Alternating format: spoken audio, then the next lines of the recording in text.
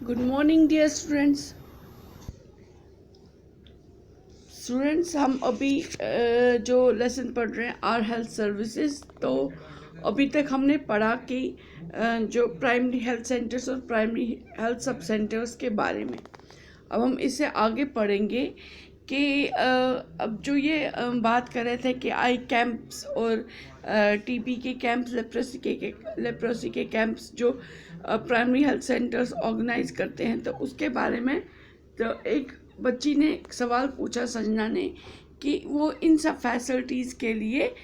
पैसा कहाँ से लाते हैं। तो डॉक्टर साहब ने जवाब दिया कि ये जो सारी फैसिलिटीज़ है, इस सब के लिए जो पैसा आता है वो गवर्नमेंट देती है। वो सारा उसका जितना भी पैसा लगता है वो गवर्नमेंट ही वो खर्चा बर्दाश्त करती है, उसका पैसा गवर्नमेंट ही देती है।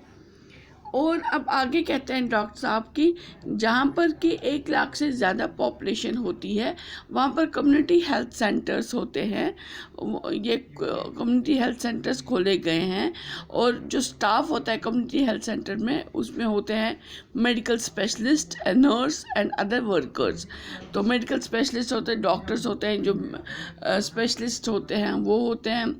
होता है, और नर्स होती हैं, वर्कर्स होते हैं, बाकी जो स्टाफ के मेंबर्स होते हैं हॉस्पिटल्स में या छोटे छोटे इनमें कम्युनिटी हेल्थ सेंटर्स में, वही प्राइमरी हेल्थ सेंटर्स में वही इधर भी होते हैं। All kinds of health programs like, इसमें भी सारे जो भी हेल्थ से रिलेटेड प्रोग्राम होते हैं, जैसे वैक्सीनेशन, जो मैंने वैक्सीनेशन कार्ड आपको दिखाया था बच्चे का, वो हेल्थ कैंप्स जो हमने बात की कि आई कैंप्स लगते हैं, टीबी कैंप्स लगते हैं, लेप्रोसी कैंप्स लगते हैं, या पोलियो रविवार लगता था। तो ये सारे चाइल्ड हेल्थ के लिए या उनके वेलफेयर के लिए स्कीम्स जो होती हैं, तो ये सारे ये इन सब के कैंप्स जो लगते हैं वो भी ये कम्युनिटी सेंटर जो है वो कंडक्ट करते हैं, ये इसको ऑर्गेनाइज करते हैं। इन सिटीज़ जो शहर होते हैं और जिधर पॉपुलेशन बहुत ज़्यादा होती है, वहाँ पर बड़े हॉस्पिटल्स होते हैं जिसमें कि ऑपरेशन करने की फैसिलिटी भी होती है, उधर बीमारियों को पहचानने की, फिर उनको दवाई, उनको ठीक करने की, सब तरीके की जो भी जिस भी किस्म की डिजीज़ होती है, बीमारी होती है, उनको पहचानने और उनको ठीक करने की भी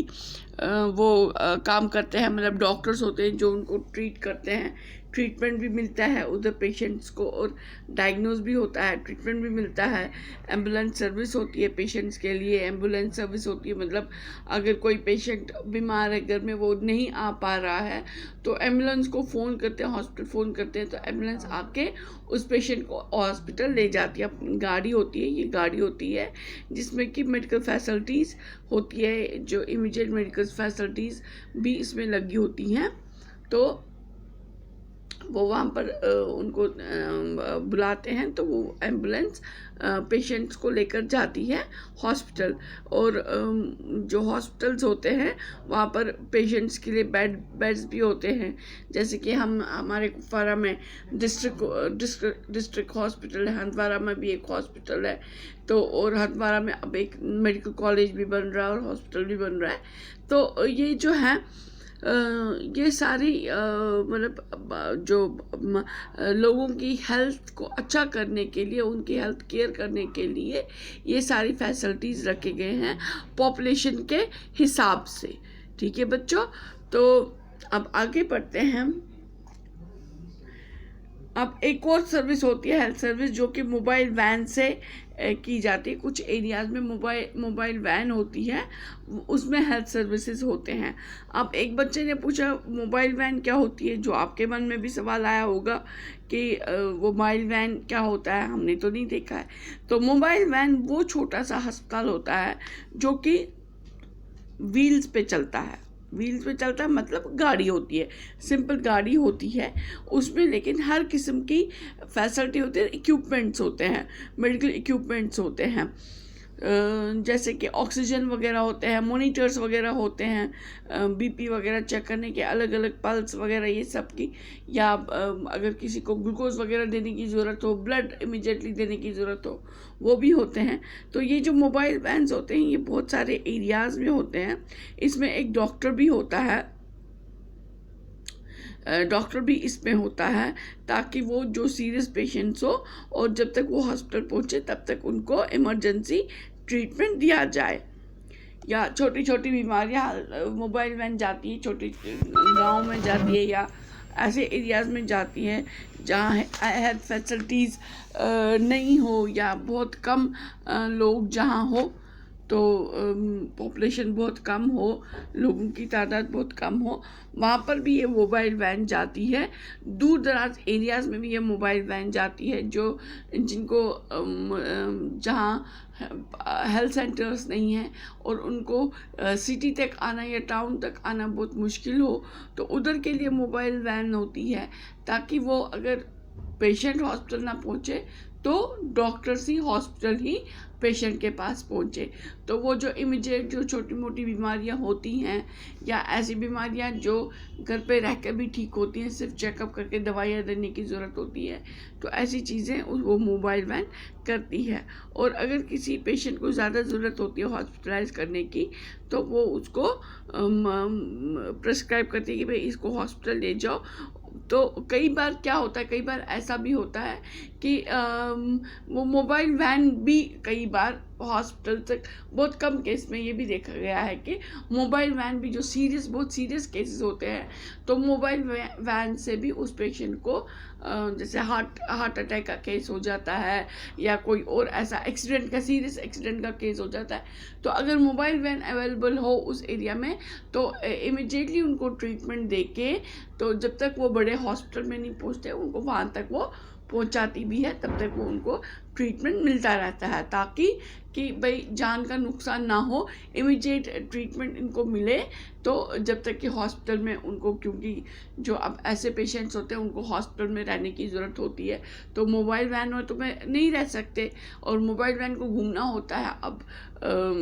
अलग अलग पेशेंट्स भी देखने होते हैं, तो लेकिन इमरजेंसी के टाइम पे वो मोबाइल वैन उनको हॉस्पिटल तक ज़रूर पहुंचाती है। तो वो एक बार वो हॉस्पिटल में एडमिट हो गए तो फिर वो वापस चली जाती है, और तब तक जब तक वो हॉस्पिटल पहुंचते हैं तब तक वो इमीडिएट जो उसको मेडिकल ट्रीटमेंट चाहिए होता है, उस टाइम पे ऑक्सीजन का ट्रीटमेंट चाहिए होता है, कुछ इंजेक्शंस, इमरजेंसी इंजेक्शंस लगाने होते हैं, वो सारा वो तब तक उनको फैसिलिटी मिल जाती है, तब तक वो सारा वो ट्रीटमेंट करती है जब तक कि पेशेंट हॉस्पिटल नहीं पहुंच जाता।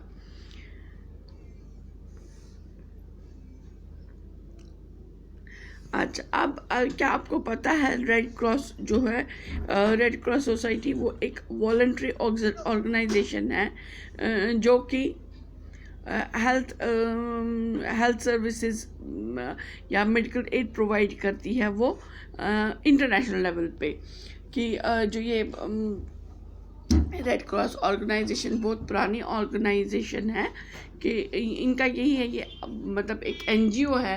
कि गवर्नमेंट ऑर्गेनाइजेशन नहीं है ये। तो ये एक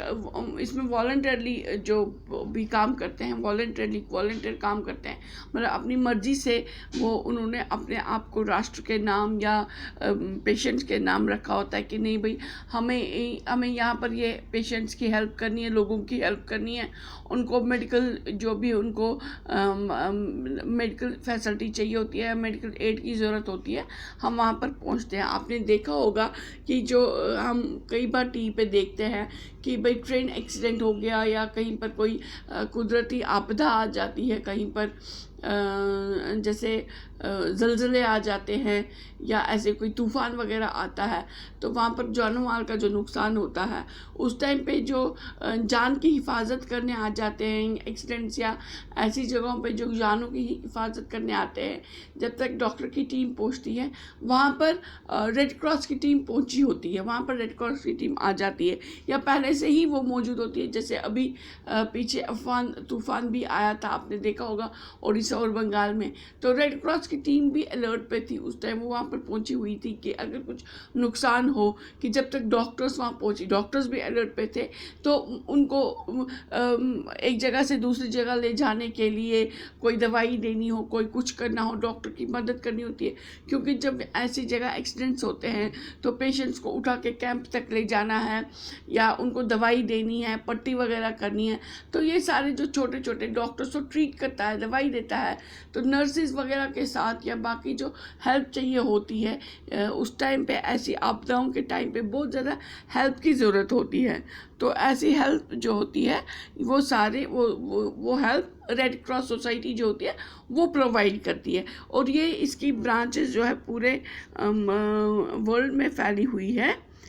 और वर्ल्ड में जितनी भी कंट्रीज़ है उनके स्टेट्स तक इनकी फैसिलिटीज़ पहुंची हुई है। और रेड क्रॉस सोसाइटी जो है वो बहुत सारे इनसे अलग भी काम करती है, जिसके बारे में हम कल पढ़ेंगे डिटेल में। हम एक रिपोर्ट बनाएंगे रेड क्रॉस सोसाइटी पे कि रेड क्रॉस सोसाइटी क्या क्या करती है। तो कल हम वही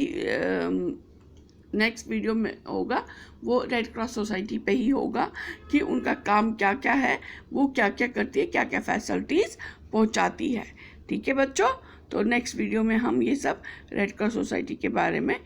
पढ़ेंगे। तब तक आप भी गूगल कीजिए, अपने बड़ों से पूछिए, आसपास पूछिए, अपने फ्रेंड्स से पूछिए, और आपस में भी बात करिए कि रेड क्रॉस सोसाइटी क्या है। और अभी तक जो हमने मेडिकल फैसिलिटीज़ के बारे में पढ़ा उसके बारे में भी आप कुछ कुछ लिख लेना, मेन पॉइंट्स की प्राइमरी हेल्थ सेंटर क्या होता है, प्राइमरी सब हेल्थ सेंटर क्या होता है, हॉस्पिटल्स कहाँ पर होते हैं, क्या क्या इन सब में क्या क्या फैसिलिटीज़ होती है,